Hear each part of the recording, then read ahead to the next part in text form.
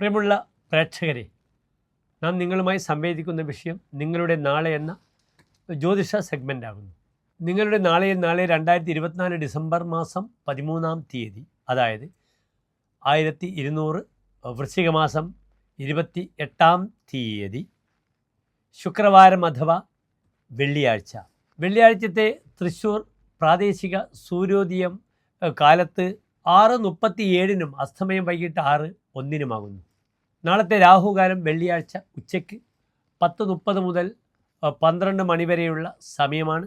എങ്കിലും പ്രാദേശിക സൂര്യോദയ പ്രകാരം നമുക്ക് 11:07 മുതൽ 12:37 വരെയുള്ള സമയം രാഹുകാലമായി കണക്കാക്കേണ്ടതാണ്. നാളത്തെ ദിനം ശുഭദിനമാണ്.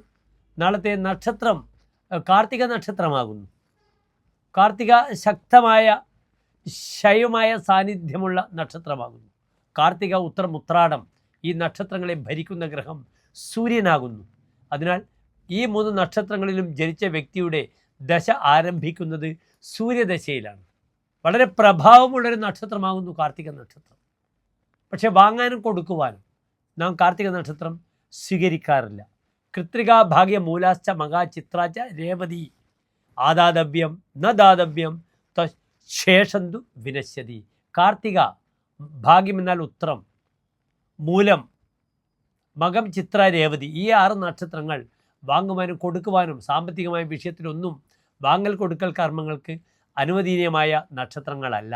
അതിനാൽ നാളത്തെ ദിനം വാങ്ങൽ കൊടുക്കൽ കർമ്മങ്ങൾക്ക് അത്ര ശോഭനമല്ല. കാർത്തിക നക്ഷത്രമാകയാൽ ശിവപാർവതി ക്ഷേത്രത്തിൽ പോയി അവിടെ വിവാഹിതരാകേണ്ട പുരുഷനോ സ്ത്രീക്കോ ഉമാമഹേശ്വര പൂജ ചെയ്യുന്നത് വളരെ ഗുണമാണ്. അതേ രീതിയിൽ ദാമ്പത്യ ശ്രേയസ്സിനായി ഭാര്യാഭർത്താക്കന്മാരുടെ പേരിൽ ഐക്യമത്യ അർച്ചനയും ശിവപാർവതി ക്ഷേത്രത്തിൽ ചെയ്യുന്നത് വളരെ ഗുണകരമാണ്. ആദിത്യ ഹൃദയ മന്ത്രം ജപിക്കുക, അത് വളരെയധികം ഗുണത്തെ പ്രദാനം ചെയ്യും കാർത്തിക നക്ഷത്രക്കാർക്ക്. നാളത്തെ തിഥിയും വളരെ അനുകൂലമായ തിഥിയാകുന്നു. നാളെ വെളുത്തപക്ഷത്തിലെ ത്രയോദശി തിഥിയാകുന്നു. 2 ദിവസം കഴിഞ്ഞാൽ നമുക്ക് പൗർണമി, വെളുത്ത വാവിലേക്ക്, പൗർണമിയിലേക്ക്, വെളുത്തപക്ഷത്തിൻ്റെ പൂർണ്ണതയിലേക്ക് ചന്ദ്രൻ പ്രവേശിക്കുകയാണ്.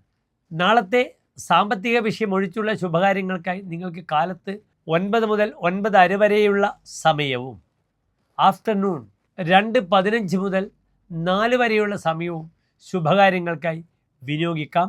സാമ്പത്തികമായ ഇടപെടലുകൾ, വാങ്ങൽ കൊടുക്കൽ കർമ്മത്തിന് നിങ്ങൾ സാക്ഷികളാവാനോ അല്ലെങ്കിൽ ചെയ്യുവാനോ പാടുള്ളതല്ല. നന്ദി, നമസ്കാരം.